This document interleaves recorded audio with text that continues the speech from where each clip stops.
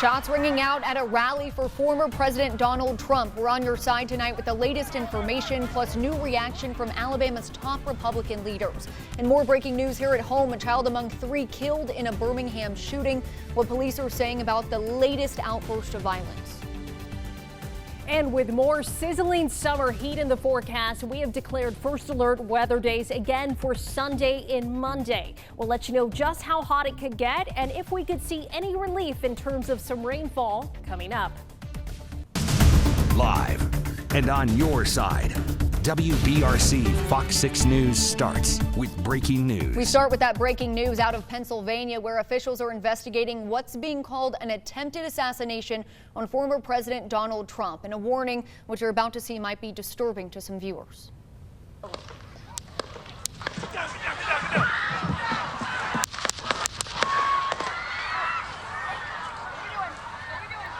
Now you can hear in that video what sounds like several gunshots. The Secret Service saying that the former president is, quote, fine right now. We know that the suspected shooter is dead. Another person who was attending the rally has also died. We'll have more coverage of this breaking news in just a moment. But right now, our WBRC meteorologist declaring several first alert weather days.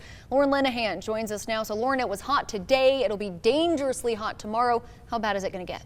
Well, Lauren, today we had a dry heat in place, and we still had a first alert weather day today because high temperatures for a lot of us reached the upper 90s. But for tomorrow and Monday, we still have first alert weather days because not only is it going to be hot, the humidity is going up as well. So this will last through Monday. When you factor in the humidity, that's when that heat can become more dangerous because you're not able to appropriately sweat and cool off your skin. What happens on Sunday and Monday with those first alert weather days in place feels like temperatures could climb into the triple digits. And if we do see a situation where more spots potentially hit that 105-degree heat index tomorrow, we could see the National Weather Service issue heat advisories because that's when that heat becomes definitely more taxing on your body. So you want to make sure you're taking frequent breaks indoors, staying hydrated, getting your electrolytes too, and avoiding taking out your pets on the pavement to walk your dog during the heat of the day.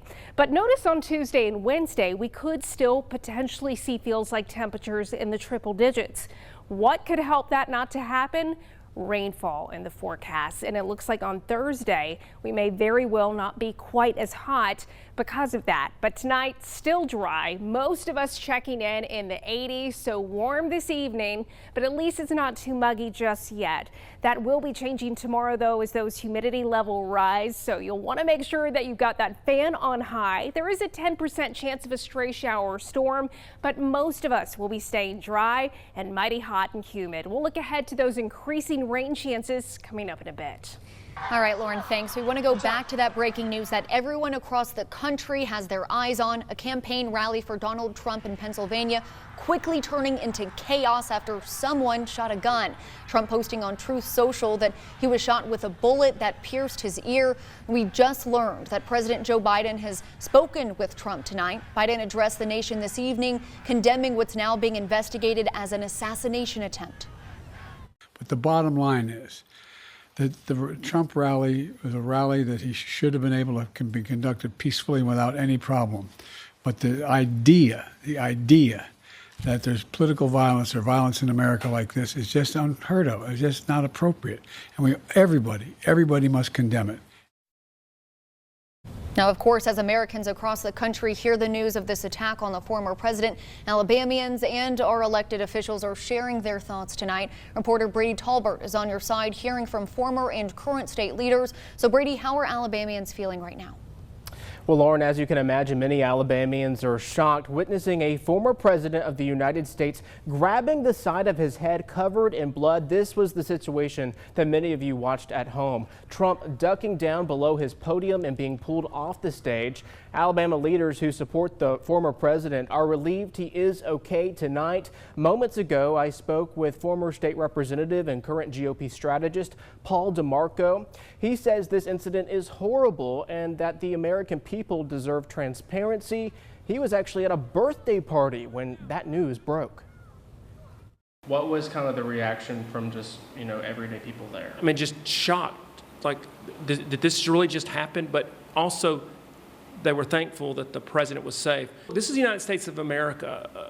Well, folks may be divided. There is no place for political violence, obviously, regardless of your beliefs. And so they really got to dig in to this. They've really got to dig into who, what, when, and where to investigate and to make sure the American public knows what was behind this attempted assassination on President Trump.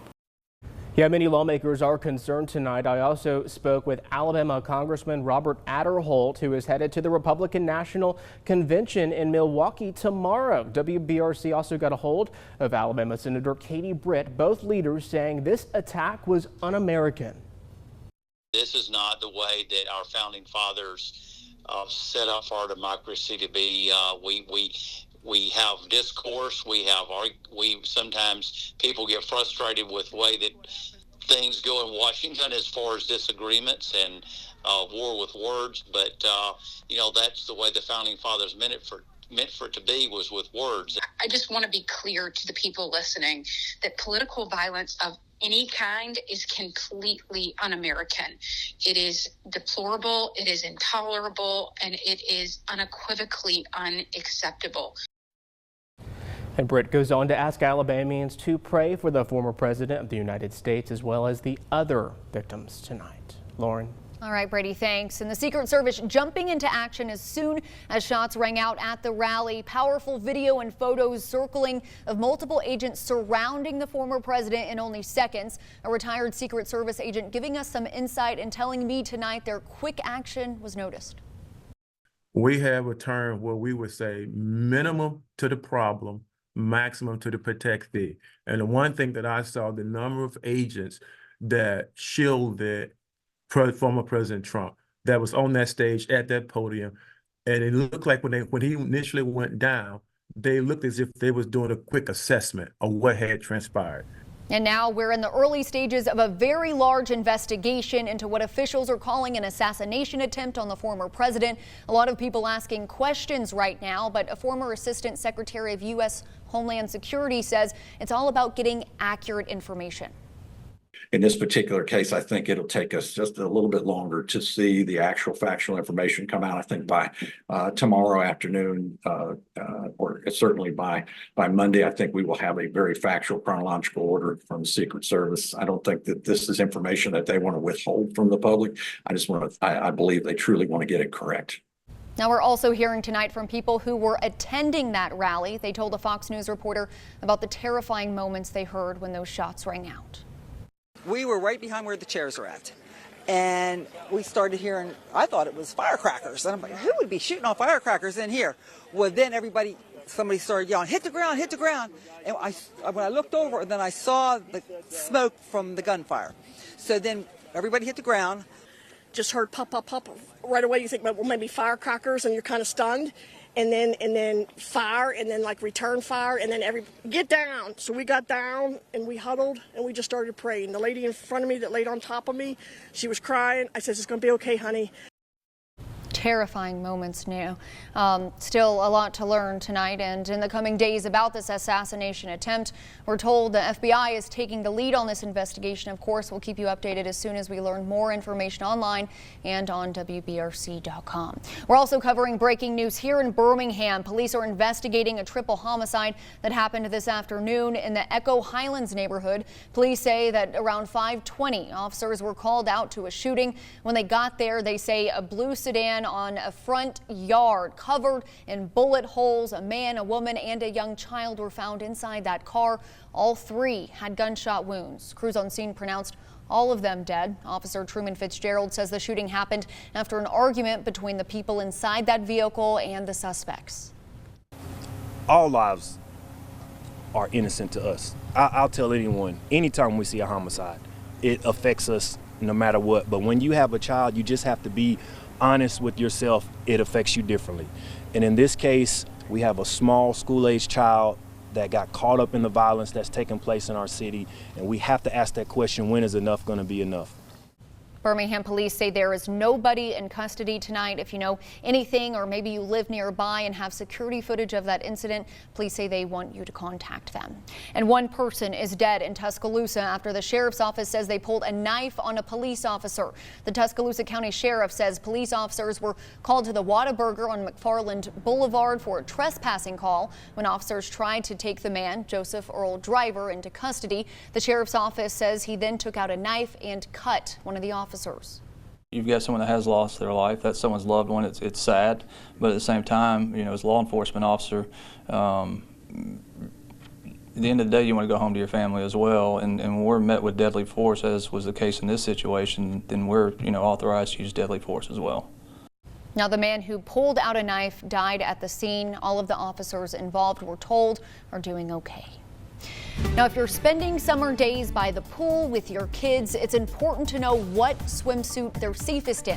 We're on your side with a safety check to keep your little ones safe in the water. We're also on your side with a warning about a scam that seems to offer free shipping, but is really just trying to get your information.